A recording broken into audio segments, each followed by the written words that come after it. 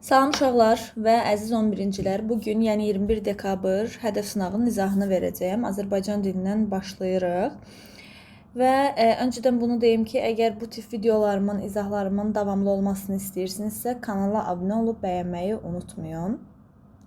İndi isə başlayaq Səxavət mətnindən. Mətni belə ortaya gətirdim ki, iştirak etməyənlər skrin eləyib birinci bir baxsınlar, videonu saxlayıb mətni oxusunlar, sonra suallara baxsınlar. Deməli, mətnimiz Səxavət mətnidir.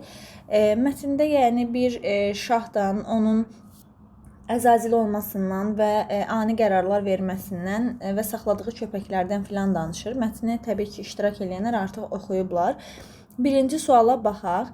Hansı aforizm mətnin məzmununa uyğundur deyir. Yalanla qurulan işin ömrü az olar. Burada yalanla, doğruyla filan bu məsələlərdən danışmır. Ona görə bu uyğun olmaz. Lovğalığın axırı xəcalətdir. Lovğalıqdan danışmır. Ona görə bu da olmaz. Daha sonra igid ölümə gedər, amma namərdə əyilməz. İgidin ölümə getməsi, namərdə əyilməsi kimi məsələlər yox idi. Ona görə bu da olmaz. Daha sonra əlaçığın dostu çox olar. Kişilik ağılda, mərdlik əməldə olar. Kişiliyin ağılda, mərdlikdə əməldə olması kimi məsələlər də mətndə yer almır. Ona görə bu da olmaz. Əlaçığın dostu çox olar.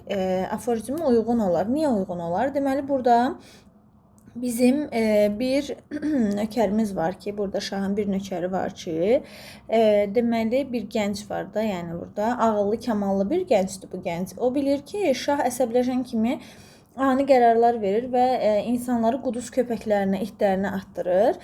Ona görə də o hər zaman itlərin yanına gedərkən onlara ət verir də, yəni əlaçıqlıq edir, belə düşünün məcazi anlamda. Ət verir onlara və onların dostu olur. Və doğrudan da bir gün şah əsəbləşib bu gəncə, yəni əsəbləşib onu itlərə atır və itlər həmin bu gəncə toxunmur. Niyə görə? Çünki gənc onlara vaxtilə ət atmışdı və itlər onun dostu olmuşdu. Ona görə D variantı uyğun olar. Variantımız D oldu. Keçdik ikinci suala. Mətnə əsasən Mərv şahına aid etmək olar. Bizim bu bayaq danışdığımız Mərv şahıdır ki, hansı ki, yəni çox yaxın adamını belə, yəni məsələn bu gənc ona çox yaxın idi, 10 ildən artıq ona xidmət etmişdi. Bir anın qərarı ilə onu götürüb itlərə atır. Və buradan nəticə çıxardırıq ki, o zaman bu Mərv şahı bel bağlanası bir adam deyildi. C variantı uyğun olar. Başqa, şah elmə, biliyə çox önəm verən şəxs idi. Düzdür, bunun yanındakı adam kamallı, ağıllı birisi idi, amma biz bütün şeylərdə görmürük elmə, biliyə önəm verməsini. Həm elmə, biliyə önəm verirsə, bu kamallı gənci götürüb nə itlərə atsın ki? A variantı olmaz. Şah yalnız günahı olan şəxslər itlərə yem edirdi. Səhvdir, bu gəncin heç bir günahı yox idi məsələn. Şah yanında oxumuş adamları saxlayırdı. Bəlkə də oxumuş adamları yanında saxlaya bilər, amma bu mətndə fakt olaraq keçmir. Ona görə yanlışdır bu. D variantı getdi. Şahın təvazökarlığı digər şəxslər üçün örnəyi idi. Şah təvazökar deyildi. Bu da yanlış olacaq. Variantımız C variantı olsun.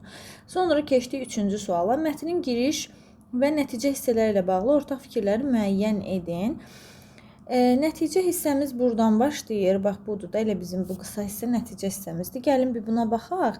Bu hikmət qarşısında şaha fikir apardı. Səadətin insaniyyət olduğunu anladı. Sanki illərdir qəflət yuxusundaydı, indi ayıldı. Məsələn, burada şahın təkəbbürlü olmasından danışmır, bir səhvdir. Məsələn, şahın səhvini dərk etməsindən danışır, düzdür burada. İndi baxacaq ki, görə girişdə danışır, yoxsa yox. Məsələn, bir olan variantları atacaqsınız, bu getdi. Paytek funksiyada işlənən söz və ya sözlər var. Gəlin baxaq. Bu hikmət qarşısında şaha fikir apardı. Məsələn, fikir aparmaq məcazi mənadadır. Qəflət yuxusu var, məcazi mənadadır. Məsələn, bu var nəticə hissədə. Görək ki, girişdə var, yoxsa yox. Mərv ölkəsinin şahı ədalətli idi. Burada şahın ədalətliyindən filan danışılmır. Səhvini dərk etməsindən danışır. 3 səhvdir. Bədii üslubun xüsusiyyətləri özünü göstərir. Bəli, məcazi var idi. Bədii üslubun xüsusiyyətləri özünü göstərirdi. Bu da var. Şah səhvini dərk edir. Bəli. Burada şahın səhvini dərk etməsi məsələsi var. İndi gəlin giriş hissəyə baxaq. Deməli, çox güman ki, variantımız 2-4 olacaq, amma yenə də baxırıq giriş hissəyə. Mərv ölkəsində bir şah yaşayırdı. Şahın quduz köpəkləri var idi. Şah köpəkləri zəncirləyib div kimi saxlayırdı. Baxın, burada div kimi məcazidir, düzdürmü? Həm girişdə, həm də nəticədə məcazilik var. Paytek funksiya var. 2-ni götürürük. Paytek funksiya varsa, təbii ki, bədii üslubun xüsusiyyətləri də var. 2-4-ü götürürük. Şahın səhvini dərk etməsi uşaqlar mətnindən göründüyü kimi o yalnız nəticə hissəyə aiddir. Ona görə 5-ə atacaqsınız. 2-4 variantımız B variantı olacaq. Sonra keçdik 4-cü suala doğru. 4-cü sualda deyir ki, mətnə əsasən doğru fikirləri müəyyən edin. Görək nədir bu doğru fikirlər? Şahın adamları gənci xilas etdikdən sonra gəncin sağ qalmasını möcüzə hesab edirlər. Şahın adamları düzdür, onun sağ qalmasını möcüzə hesab edir, amma onlar, yəni gənci xilas edən onlar deyildi ki, gəncin özünün səxavətli əli açıq olması idi ki, vaxtında itlərə ət atıb, itlər də onu dost kimi görüb özünə. Yəni gəncin şahın adamları xilas etmir. Bir yanlışdır. Sonra gənc nəticədə bütün hər şeyi şaha açıb deyir də, orada ona görə şah da baxır, səhvini dərk edir. Baxın bu hissələrdə. Mən sənin qəzəbindən çəkinirdim, odur ki, məsələn parçalara atırdım, yaşlılıq qədər getmir. Bax bu hissədə danışır hər şeyi. 2 düzdür. Sonra şah həmçinin orada eşidir ki, bəs gənc onun qəzəbindən ehtiyat edirmiş. Bu fikir də var, bu da düzgündür. 2-ni 3-ü götürürük. Şahın etdiyi yaxşılıq hədər getməmişdir. Şah necə bir yaxşılıq edib ki, heç bir yaxşılıq etməyib, bu səhvdir. Gəncin etdiyi yaxşılıq hədər getməmiş də olsa düz olardı. Gəncin etirafı onu göstərir ki, var-dövlət xəzinə gəldi gedərdi. Yəni gəncin etirafı var-dövlətin filan gəldi gedər olmasını yox, yaxşılığın itməməsini göstərirdi. Ona görə bu da olmaz. Variantımız 2-3 olacaq, o da E variantı olacaq. Sonra keçin 5-ci suala. Deyir ki, itpərəstlikdən ən çəkdi, qədir-qiymət bildi, səxavətin can qoruyan qalı olduğuna inanıb ölkəsini ədalətlə, səxavətlə idarə etdi. Yəni, bu artıq şahın səhvini dərk etməsi hissəsinə uyğun olar uşaqlar. Və bu gedər hansı hissəyə? Nəticə hissəyə, yəni D variantı olacaq, yalnız nəticə hissə.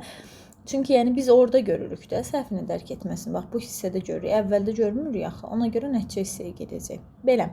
D variantı işarələdir. İndi keçirik açıq suallara. Mətnə əsasən aşağıda verilmiş atalar sözünü hansı obrazın xarakterik xüsusiyyətlərinə aid etmək olar?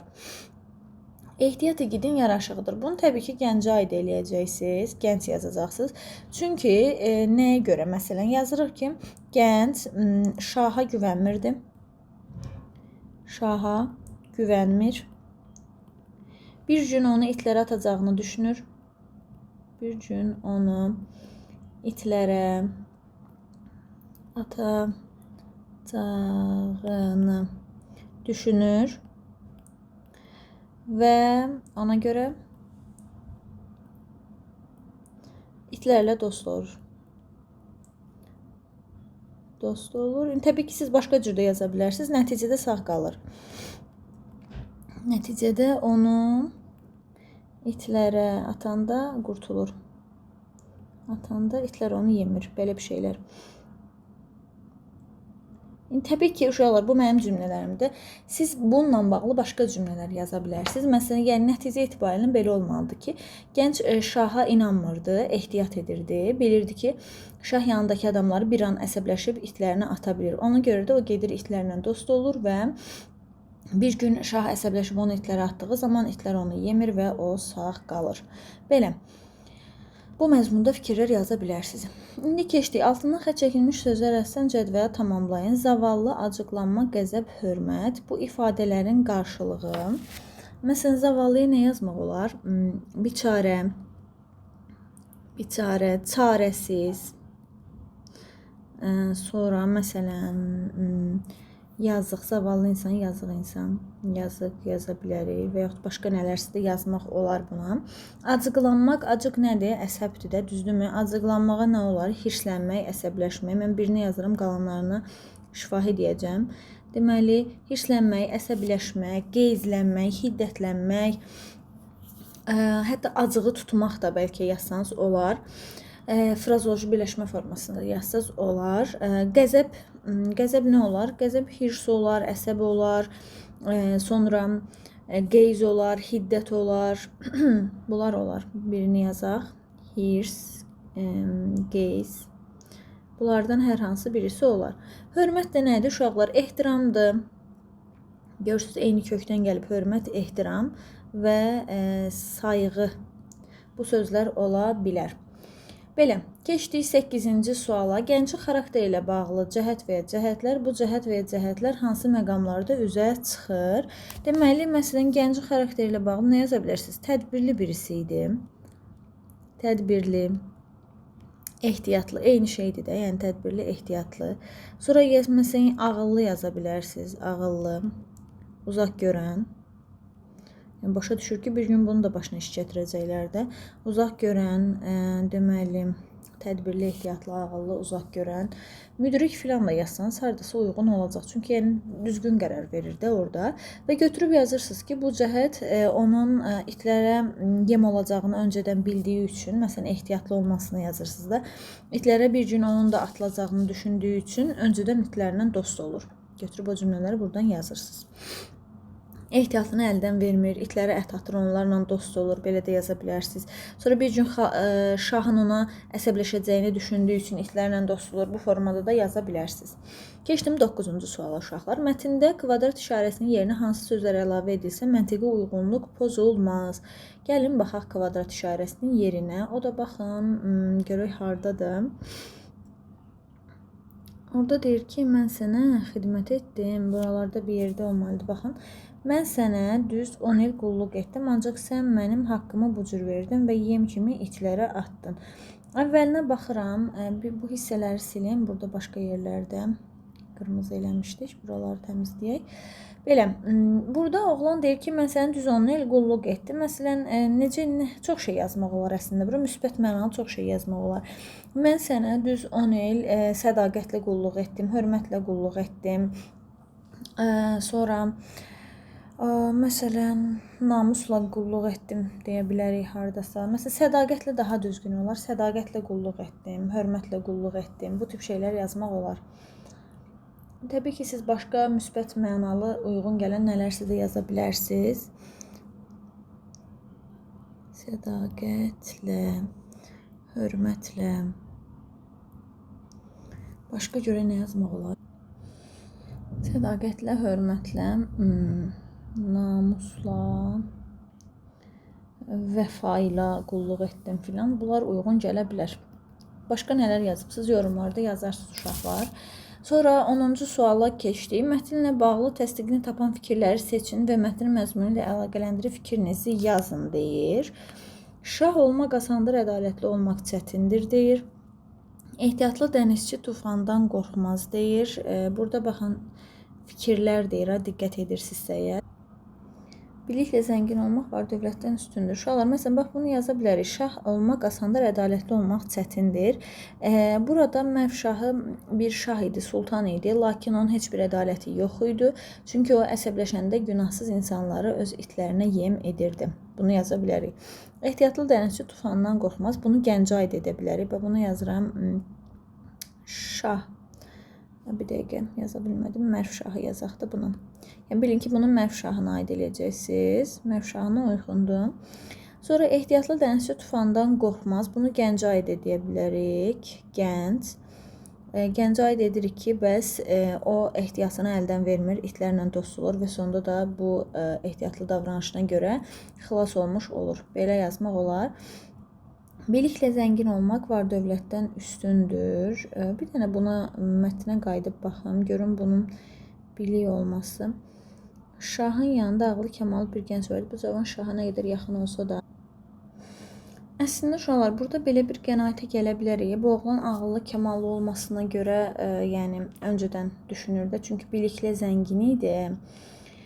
Bu da hardasa müəyyən qədər ola bilər. Amma çox güman ki, variantımız burada 1-2 çıxacaq məncə. İndi bir baxarıq görək ki, bu üçü götürürlər, yoxsa yox. Biliklə zəngin olmaq var dövlətdən üstündür. Bunu da əslində gəncə aid eləmək olar. Deyə bilərik ki, bəli, burada gənc, ağıllı, kəmallı birisi idi və o itlərlə dost olur. Lakin bilirsiniz hansı hissəsi uyğun gəlmir? Var dövlətdən üstündür. Yəni bunu var dövlətlə qarşılaşdırdığı bir məqam yoxdur. Düzdür, şah varlı dövlətli idi. Bəlkə müəyyən məqamda ondan qarşılaşdırmaq olar. Yəni biraz nəsə tərəddüd etdim bu hissədə. Amma 1-2 dəqiq şəkildə düzgündür. Üçü məncə götürməyəcəklər, amma müəyyən qədər əslində o da uyğundur. Bir baxaq görək nə olacaq variantımız. Keçdik uşaqların növbəti mətninə, neft daşları mətni. Bu artıq publisistik üslubda yazılmış bir mətindir. Bunu yenə belə biraz ekrana gətirək. Saxlayın ekranı, neft daşları mətnini oxuyun, kim imtahanda iştirak etməyib və daha sonra sualları cavablandırın. Biz isə sualların cavablandırılmasına keçək imtahanda iştirak edənlər üçün. Deməli, Mətnin giriş əsas nəticə hissələrini əlaqələndirə biləcək fikri müəyyən edin. Yəni net şey olaraq əslində giriş əsas nəticə hissələrinə aid ola biləcək fikirləri müəyyən edin mənasındadır. Hər üç tərkib hissədə konkret zaman, məkan, hadisə göstərilmişdir. Uşaqlar, hər üç tərkib hissədə, məsələn, baxın, nəticə isə buralarda bir yerlərdədir və burada məsələn zaman məsələsi yoxdur, A variantı getdi. Sonra giriş hissədə konkret zaman yoxdur, ona görə A variantı getdi. Hər üç tərkib hissədə natamam fikirlərə rast gəlinir. Bu yanlışdır təbii ki, çünki əsas hissədə də konkret fikirlərdir, girişdə də, nəticədə də, ona görə B variantı səhvdir. Hər üç tərkib hissədə hadisənin səbəbi verilsə də nəticəsi verilməmişdir. Bu yanlışdır. Məsələn, baxın, nəticə hissədə deyir ki, burada 6 gəmi batırıldı, ona görə də buralar 7 gəmi adası adlandırıldı. Yəni səbəb var, nəticə var. Ona görə C variantı səhvdir. Burada deyir verilməmişdir. Hər üç tərkib hissədə Xəzər dənizindən danışılmış, onun mənfi və müsbət xüsusiyyətləri sadalanmışdır. Məsələn, burada bu hissədə Xəzər dənizindən deyil də gəmilər batırılmasından, neft çıxarılmasından danışılır. Həmçinin mənfi cəhətlərə yer vermirik burada. D variantı səhvdir. Hər üç tərkib hissədə konkret hadisədən bəhs olunur. E variantı düzgün oldu. Sonra 12-ci suala baxırıq. Deyir ki, hansı üstünlüklərə malik idi Bakı nefti, hansı hadisə ilə qarşı-qarşıya qalmışdı? Baxırıq, hansı üstünlüklərə malik idi? Məsələn, faşist ordusunun tanklarına təyyarələrin vurulmasında mühüm rol oynayıb. A bura gedər. İkinci Dünya müharibəsində lazımınca qiymətləndirilməyib, yəni düzgündür, o bura gedər. B bura gedər. Müharibədə 50 milyondan artıq Bakı nefti istifadə edilib. Yəni belə bir hadisə ilə qarşı-qarşıya qalıb da Bakı nefti. Bura gedə bilər. Sonra 4000-dən artıq neft quyusu sıradan çıxarılıb. Bu da əslində var, burada ola bilərdi. Yəni bu hadisə ilə qarşı-qarşıya qalıb Bakı nefti. Bakı nefti dünyada ən bahalı neft rolu oynadı. Bununla bağlı mətndə heç bir fikir yoxdur. Ona görə E variantı olacaq. A, B, C, D olmaz. 13. 4-cü abzasdakı fikirlərin məzmununa uyğundur. 4-cü abzasa bir baxaq. Baxın, bunu nəzərdə tutur. Qəşəng gözlü abzasları verib. Burada görək nədən danışılır. Baxırıq. Sovet Rusiyasının 1-ci Dünya müharibəsində qalib olmasında Bakı nefti möhtəşəm işlər gördü, deyir. Sovet Rusiyası filan, belə bir şey yox idi. Bir dənə baxaq. Azərbaycan nefsləri müharibənin neft sənayesində yaratdığı problemləri tezliklə aradan qaldırmalı idilər. Yəni, burada müharibədən sonra bir çox şəhərlərə, müharibədən sonraki şəhərlərdən, yəni müharibənin qalibiyyətindən filan danışılmır. Ona görə A variantı səhvdir. Müharibənin vurduğu ziyanı elə Sovet Rusiyası həll etdi. B variantı səhvdir, çünki deyir elə köməyə Xəzərin özü gəldi. Ona görə səhv olacaq. Bakı şəhəri müharibədə insafsızcasına unudulması ilə yanaşı, həm də 4000-dən artıq neft quyusu sıradan çıxdı. Bu düzgündür, çünki elə cümlələr keçib burada. Deyir ki, Bakı insafsızcasına unuduldu. Bax, bu cümlə var. Sonra deyir ki, şəhər öz problemləri ilə təkbətək qaldı.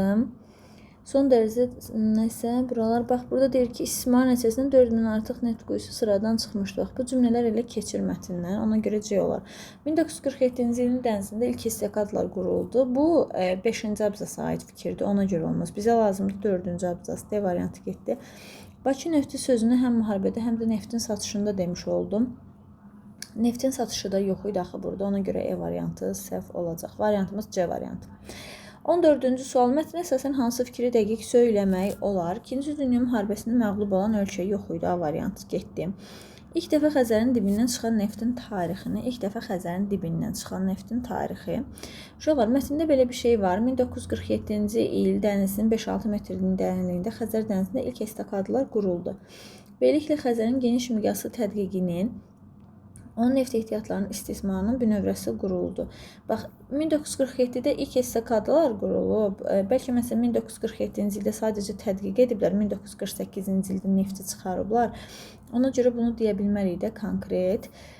Sonra həmçinin bir dəqiqə əvvəl də baxaq. Yəni A variantı olmaz. B variantı daha doğrusu olmaz. Qəhrəman şəhər adı verilən şəhərləri, burada var idi ki, bəzi şəhərlərə qəhrəman şəhər adı verilir. Amma hansılar idi, o yoxdur. Ona görə C variantı da olmaz. Neftçilərimizin Qaradaşlara yollanmasının tarixini, o burada var idi. Qaradaşlar idi. 1949-cu ildə neftçilərimizin ilk dəstəsi Qaradaşlara yollandı. Bu var. D variantı. Bakı neftinin dünya bazarına çıxarılması bu da yox idi. 14 oldu D variantı. Sonra 15. Mətnə əsasən cədvəldəki doğru fikri müəyyən edin deyir. Bir çox yazıçıların əsərində Xəzər dənizi haqqında geniş məlumat verilmişdir. Uşaqlar, yazıçı yox, tarixçi idi o. Tarixçi və səyyahlar. Ona görə bu yanlışdır, amma yanlışa doğru deyil. Yəni mənfiyə müsbətdir bu. Ona görə bu olmaz. A variantı getdi. Ölkə daxilində 20-ci əsrin əvvəllərində Bibi Heybət körfəzində dənizin sahilə yaxın hissəsinə qazılmış quyudan neft çıxarılmışdı. Ölkə daxilində 20-ci əsrin əvvəllərində Bibi Heybət körfəzində dənizin sahilə yaxın hissəsində qazılmış quyudan neft çıxarılmışdı. Gəlin baxaq. 20-ci əsrin əvvəllərində bax deyir 19-cu əsrin əvvəllərində dünyada ilk dəfə olaraq Bibi Heybət körfəzinin dənizin sahilə yaxın hissəsində qazılmış quyudan neft çıxarılmışdı. Yəni bu 19-cu əsrdir. 20-ci əsr deyil uşaqlar. Ona görə bu səhvdir. Bax bu 20-ci əsr deyir axı bu səhvdir. Yəni mənfi. Buna da doğru deyir. Olmaz. Bu getdi. Yalnız texniki imkanların məhdudluğu neftin iqtisadi səmərəliliyinin inkişafına mane olurdu. Təbii ki, orada yalnız texniki imkanların məhdudluğu deyildi. Bu səhv fikirdir. Səhvədə səhv deyir. Ona görə variantımız C olacaq. Gəlin bunu bir dənə tapaq burada. Deməli, müharibənin başlaması məsələsi də var idi. İlk nəticələr dənizdən çıxarılan neftin iqtisadi səmərəliliyini sübut etdi. Lakin texniki imkanların məhdudluğu, daha sonra isə 2-ci Cahan Savaşının başlaması bu sahənin inkişafına mane oldu. Yəni, həmçinin 2-ci Dünya müharibəsi də var. Yəni, bu məsələdə mane oldu. Buna görə C. Azərbaycan neftçiləri Əzrəmi neftçilərdən öyrəndiklərini, Əzrəmi neftçilər məsələsi yoxdur, yanlış fikir, buna düz deyir, bu olmaz. Xəzərin geniş miqyaslı tədqiqinin, onun neft ehtiyatlarının istismarının bünövrəsinin qurulması 20-ci əsrin birinci yarısının sonlarına təsadüf edir. Birinci yarısının sonları, yəni 1947-ci illər idi. Yəni düzgün fikirdir, amma buna yanlış deyir. Ona görə E variantı da getdi. Variantımız C oldu. Keçdik müddəa tezis məsələsi.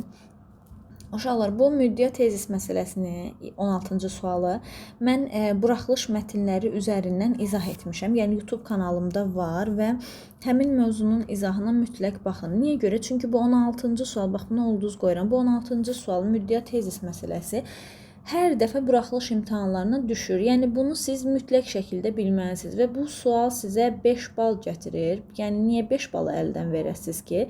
Bunu mütləq şəkildə öyrənin. Videoya baxın. Yəni o video izahdan məncə hər şeyə başa düşəcəksiniz. Keçək indi suala.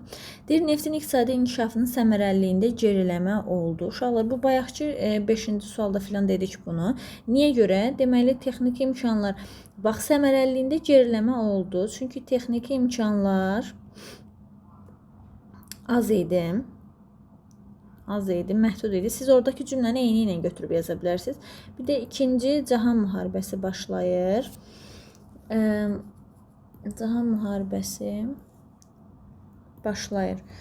Yəni, məsələn, deyirik ki, texniki imkanların az olması neftin inkişafına mane oldu. 2-ci Dünya müharibəsinin başlaması neftin inkişafına mane oldu. Keçdik 17-ci suala.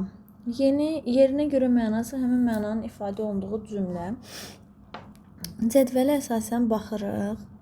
Tünd qara hərflərlə verilmiş söz. Deyir ki, onun neft ehtiyatlarının istismarının bünövrəsi quruldu. Bünövrəsi quruldu. Yəni, əsası quruldu mənasında olar. Burada nə yaza bilərik? Bünövrəsinin əsası qoyulur. Əsas, təməl. Bunları yaza bilərsiniz. Və sonra da götürüb onu cümlə daxilində həmin mənanın ifadə olunduğu cümlə. Bir dənə yenidən baxalım o hissəyə. Neft ehtiyatlarının istismarının bünövrəsi quruldu. Belə. Bu bünövrə sözünün izahını, yəni təməl sözünü filan, əsas sözünü götürüb cümlə daxilində işlədəcəksiniz. Məsələn, deyirəm ki, bununla, məsələn, bununla onun təməli qoyuldu. Və yaxud əsası, bu təməl yerinə əsası, ikisini də yaza bilərsiniz. Əsası qoyuldu. Belə. 18 zaman, məkan, hadisə ilk 3 cümləsi əsasında cədvəl tamamlayın. İlk 3 cümləmiz bir dəqiqə hardadır? Mətn nəticə hissəsinin ilk cümləsi. Bir dəqiqə. İlk 3 cümləsinə əsasən.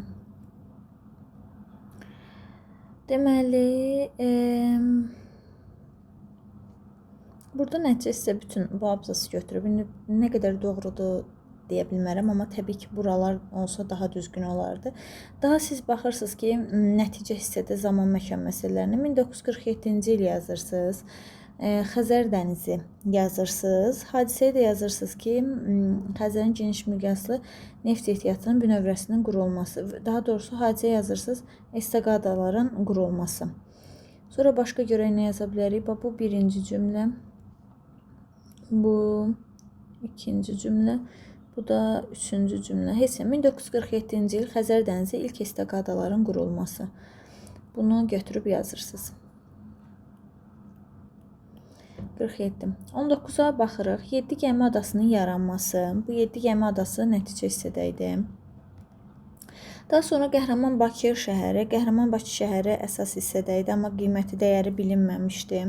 Sonra qədim vaxtlarda Xəzər dibində neftin məlum olması. Bu da giriş hissədə. Belə.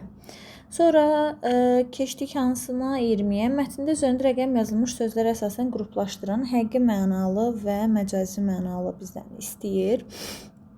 Gəlin qruplaşdıraq onları bir dəqiqə. Üzərində rəqəm yazılmış sözlər. Hansıdır üzərində rəqəm yazılmış sözlər? Mən bir dənə onları tez tapım. Deməli, uşaqlar, nömrələnmiş sözlər bunlardır. Neft buruqları, bu həqiqi mənadadır. Müharibənin nəhəng sobası, yəni müharibənin sobası olmazaq, bu məcazi mənadadır. Bakı insafsızcasına unuduldu. Bunu da həqiqi götürərdim. Yazdıq. Sonra estakadalar quruldu. Bu da həqiqi mənadadır. Gəmilər neftçiləri dalğalardan qoruyur.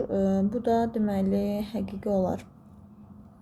İndi gedək baxaq. Deməli, hansı məcazi oldu? İkinci məcazi oldu. 5 dənə söz idi. 1, 3, 4, 5, həqiqi 2 məcazi oldu. Bunu bir dənə qırmızı eləyək.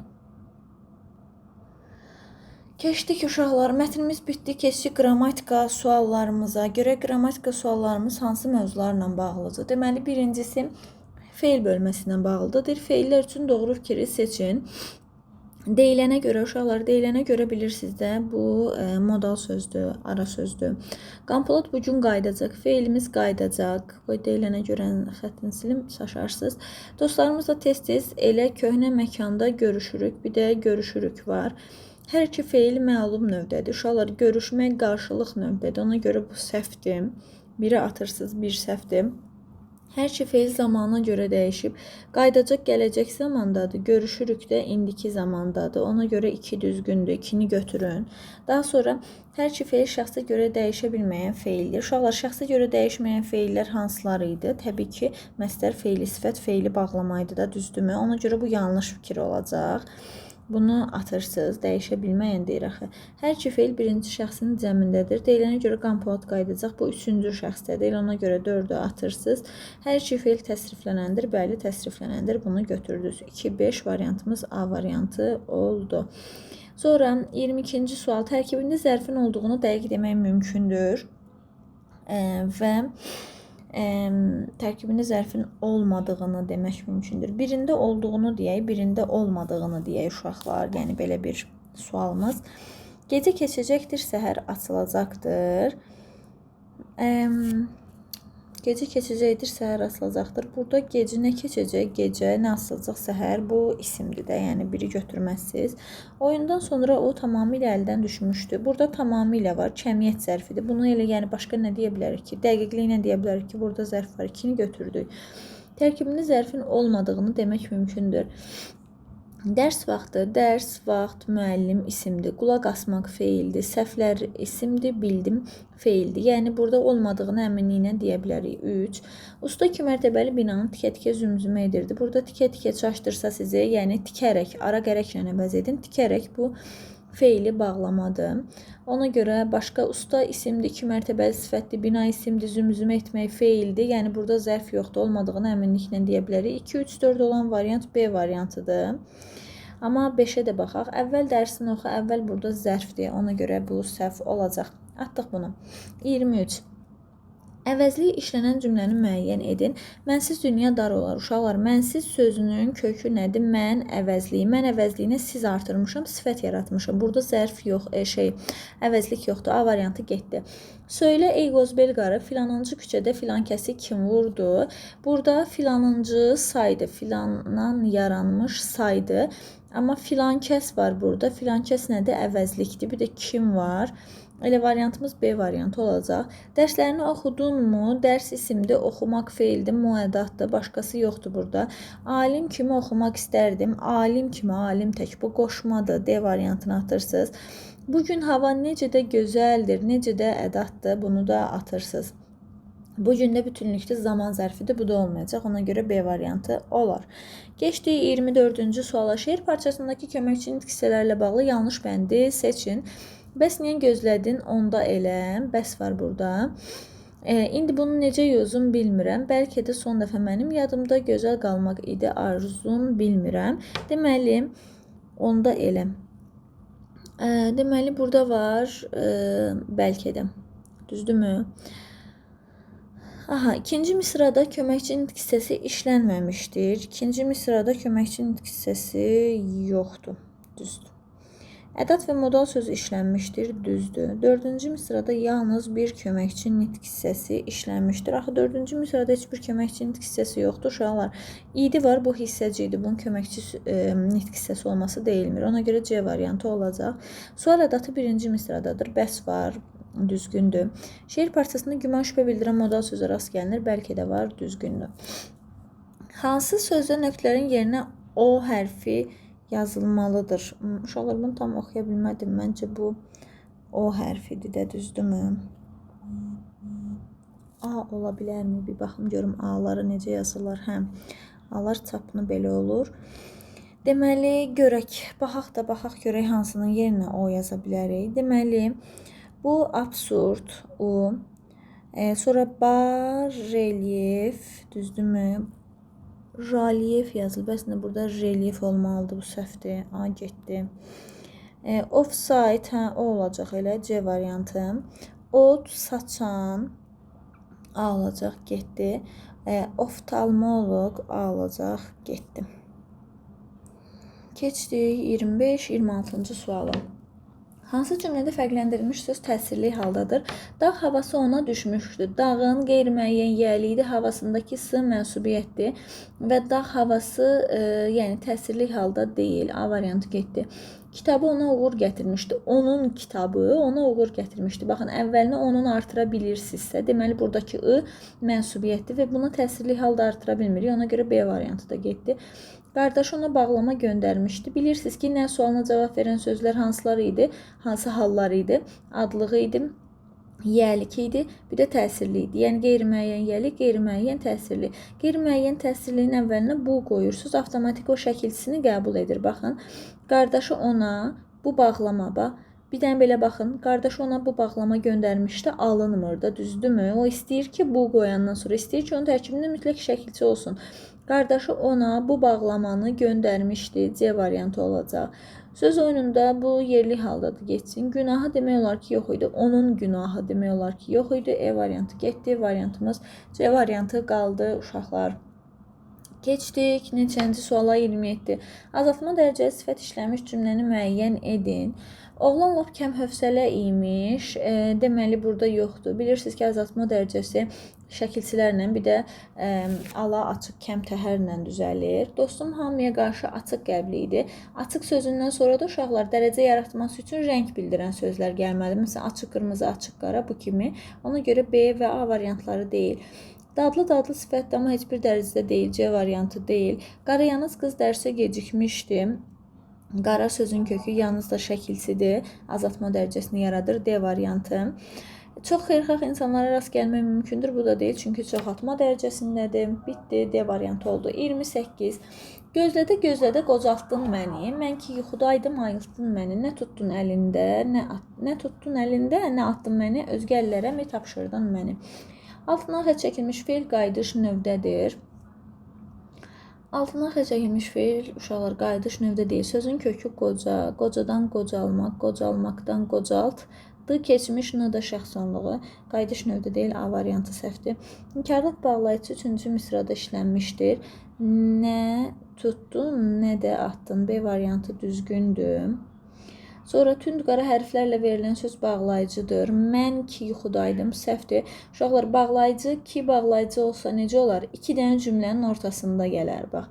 Ki bağlayıcı olanda 2 cümlənin ortasında gəlir və yaxud cümlənin ortasında xəbərdən sonra gəlir. Özündən sonra da başqa bir cümlə olur. Məsələn, demişdim ki, məni oyatmayın. Bu kimi olsaydı, olardı bağlayıcı. Sonuncu misrada işlənmiş feil məlum növdədir və əmr şəklindədir. Özgə əllərə mi tapşırdın məni? Bu xəbər şəklindədir.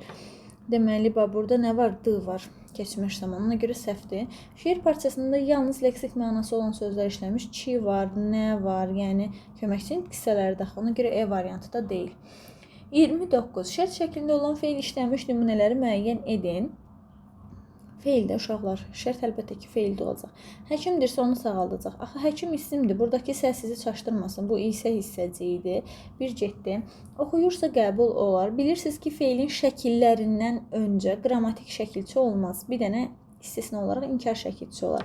Sözü təhlil edirsiniz o zaman. Sözün kökü nədir? Oxu, yur, bitişdirici ilə bərabər işlənmiş. İndiki zamanda sa da isə hissəciyidir. Baxın, sa şərt şəkilçisi olsaydı özündən əvvəl niyə u şəkilçisi olardı? O gərək bitişik olardı. Məsələn, oxusa olsaydı, olardı şərt şəkilçisi. Oxumasa da olsa, o da olardı şərt şəkilçisi, amma deyil. Özündən əvvəl qrammatik var. Atdız bunu. Çatsa oyunçularımız tam olacaqdır. Çatsa, baxın, feilə birbaşa artırmışam sanı. Deməli, şərt şəklidir. 3-ü götürün. Alınsa rafı da özümüzlə aparaq. Sözün kökü al, ın leksik şəkilçidir. Baxın, birbaşa heç bir qrammatik olmadan sanı artırmışam. Bu da şərt şəklidir. 3-4 A variantı olacaq. Düzəltmə zərfləri seçin deyir. Hərə, bugünkü, çoxluca, yanaşı, çəpəki. Bilirsiniz ki, bugünkü sifətdir. Bugün zərfindən düzəlib. Ona görə atırsınız. Həmçində bugünkü sözü mürəkkəb sözdür. 2 olan variantları atdınız. Sonra hərə sözü nədir? Hər əvəzliyindən düzəlmiş hərə əvəzliyidir. Biri yenidən atırıq. Getdi bu. Çoxluca. Deməli, sözün kökü çox, çoxlu oldu bizim zərfimiz. Ca da burada ədatdır. Yanaşı, yan, aşı, 4-ü götürdünüz. Aşı şəkilçisi vardı yanaşı sözündə ilə.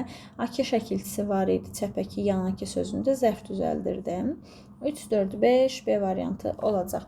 Uşaqlar, 11-ci siniflə bağlı izahımız bu qədər və yenidən, düzü videonun əvvəlində demişdim, amma yenidən deyim. Videomu bəyəndinizsə və bəyən butonuna basmağı unutmayın və həmçində kanala abunə olmağı unutmayın. Sağ olun, hələlik.